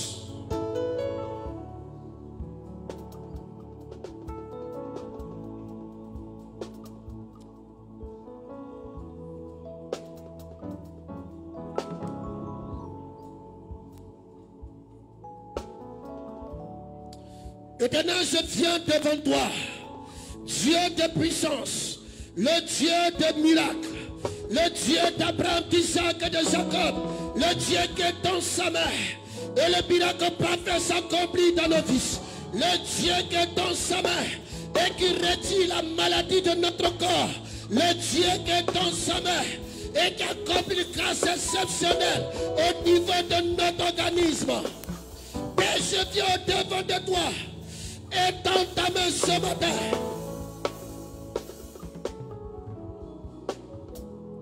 Guérison, je te demande d'aller vers tes enfants.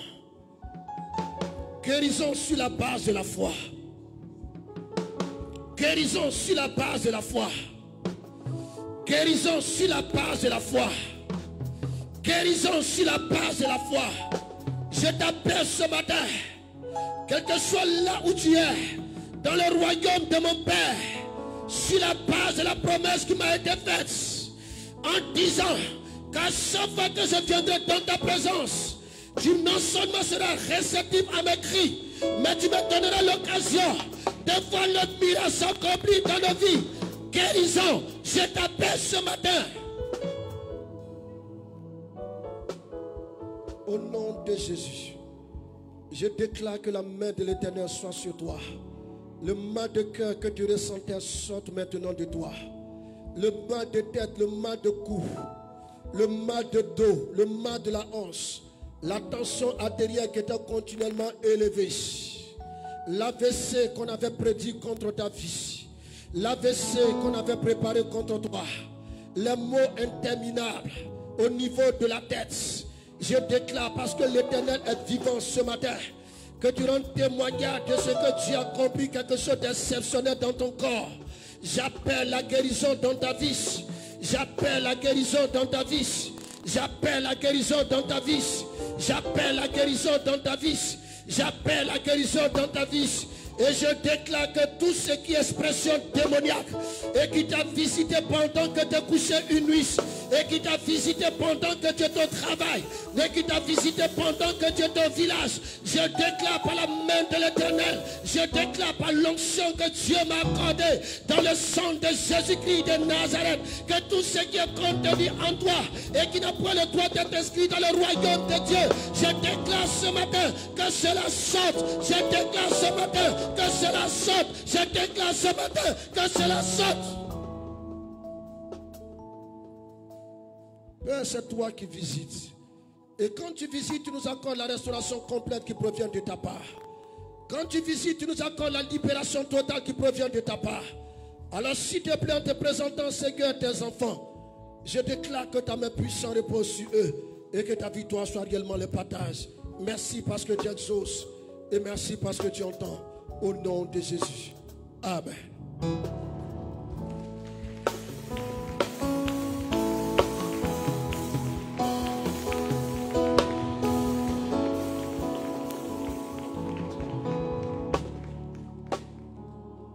Je vais prier pour un dernier sujet et je vais donner l'occasion, frère, de continuer.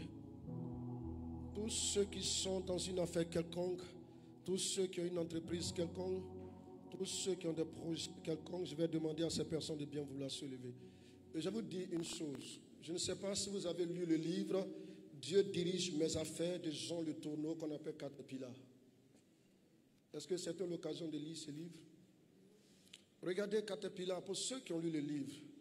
Lorsque Caterpillar associait ses affaires à Dieu, pour ceux qui ont l'occasion de lire ce livre, sur 100% de ses bénéfices, Caterpillar donnait combien à Dieu? Combien? 90% de tous ses revenus à Dieu. Je le lis présentement même dans mon sac. Caterpillar donnait 90% de ses revenus à Dieu. Regardez, pour ceux qui ont lu le livre, à la page 160, Caterpillar dit ceci. Le premier jour, la première année où j'ai associé mes affaires à Dieu, j'ai connu un bénéfice net de 60 000 dollars. La deuxième année, j'ai connu un bénéfice net de 120 000 dollars. La troisième année, j'ai connu un bénéfice net de 740 000 dollars. Et en 1937, je crois très bien, il a connu un bénéfice de plus de 6 700 000 dollars. Et on lui a posé la question, dans tous ces revenus que tu gagnes, combien est-ce que tu donnes à Dieu? Il dit, vous voyez, je donne 90% de mon revenu à Dieu. Et les gens lui ont posé la question, mais tu ne gagnes très peu, tu ne gardes que très peu pour toi. Et il a dit, ma devise n'est pas combien de l'argent de Dieu je garde pour moi, mais combien de mon argent je garde pour moi, mais combien de l'argent de Dieu je garde pour moi. Je ne fais que remettre à Dieu ce qui lui appartient parce que j'ai été établi en tant qu'intendant sur les biens de Dieu. Donc Caterpillar donnait 90% de ses revenus à Dieu. John Wesley, qui est le père du méthodiste, donnait combien sur 100%? John Wesley donnait combien aux pauvres? Combien?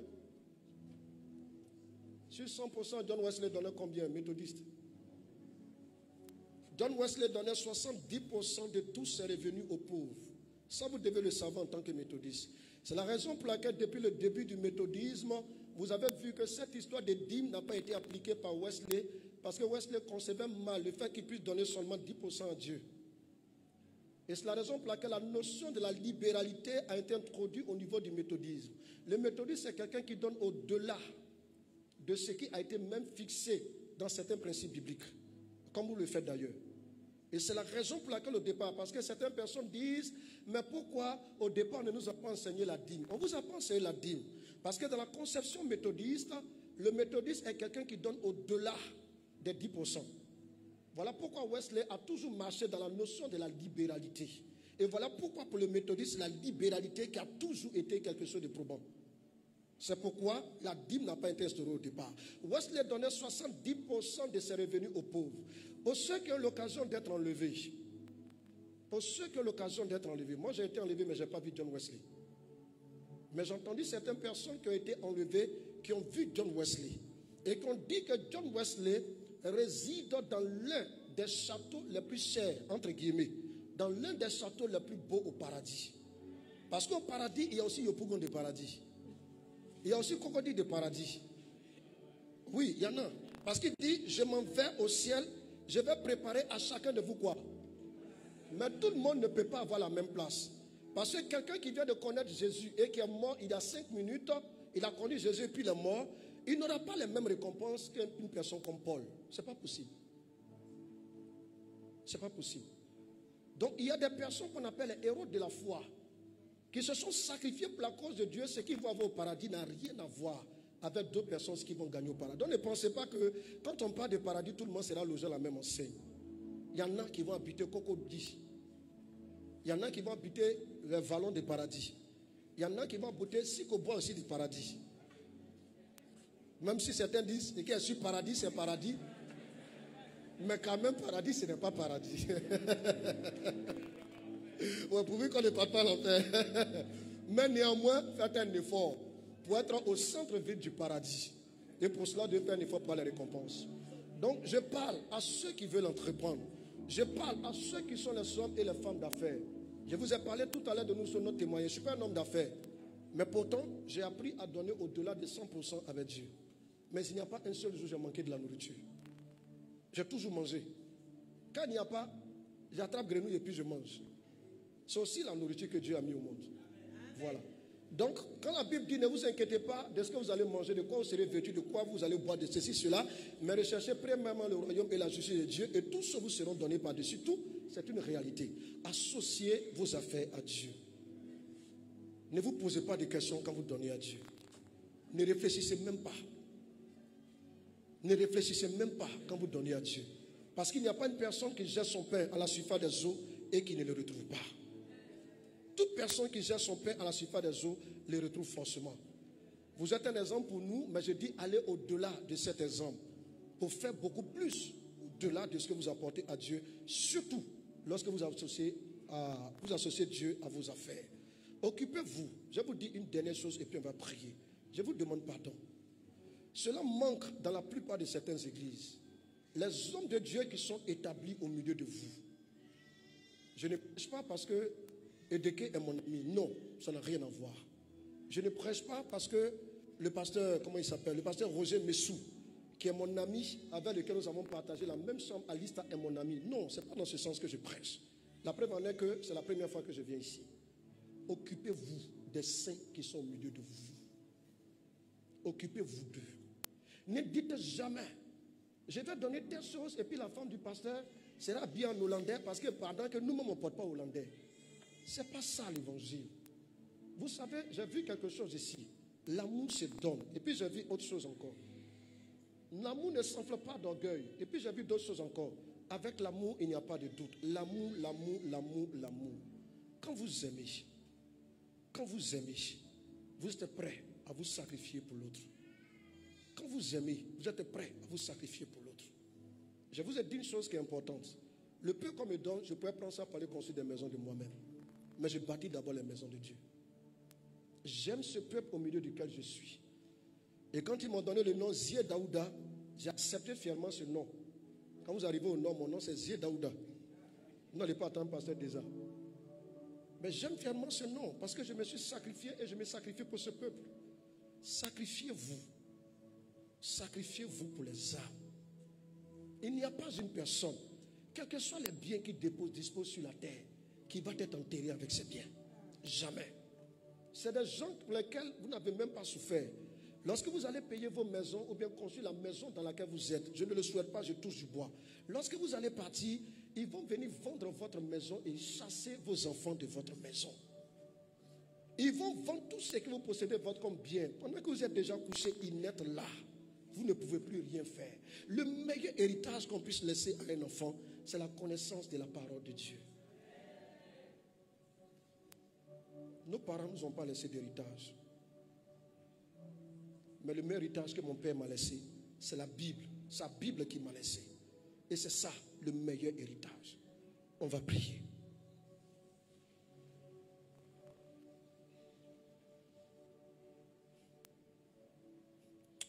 Seigneur, sur la base de ta parole, sur la base de ta parole, j'associe ce matin les affaires, les projets de tes enfants que voici debout à toi. Sur la base de ta parole, nous nous entendons à toi. Si l'un d'eux rencontre présentement une difficulté, parce que dans ses affaires, il y a une personne ou des personnes qui ne se sont pas encore acquittées de ce qu'ils lui doivent, et que la personne broie du noir, et que la personne a des projets à réaliser sur la base de ta parole qui dit crois et tu verras ma gloire. Je crois ce matin et je dis que ta gloire, que ton soleil, que ta bénédiction se lève sur leurs entreprises, se lève sur les affaires, se lève sur les projets. Que toute puissance de la sorcellerie, que tout plan de destruction qui pourrait se mouvoir dans le secret, en vue de s'en prendre à ce que tu leur as donné comme étant la sueur de leur front, je déclare ce matin, parce que tu es vie, parce que tu es puissance et parce que tu es force, que toutes ces puissances soient détruites et soient ligotées au nom de Jésus. Que toute expression de blocage soit écrasée ce matin et soit consumée par la puissance de ton feu. Au nom de Jésus. En ton nom, je bénis les entreprises. En ton nom, je prophétise la protection. En ton nom, je prophétise que les entreprises soient scellées dans ton sang. En ton nom, je prophétise que les projets soient scellés dans ton sang. En ton nom, je prophétise que les personnes soient scellées dans ton sang. Et que rien de tout ce qui est négatif et destructeur ne puisse avoir son accomplissement dans les vies. Tu m'as dit que toute personne que moi je vais bénir sur cette terre sera bénie dans les cieux. Alors sur la base de ta parole, je les bénis tous ce matin. Et je te rends gloire parce que tu m'exauces au nom de Jésus. Amen.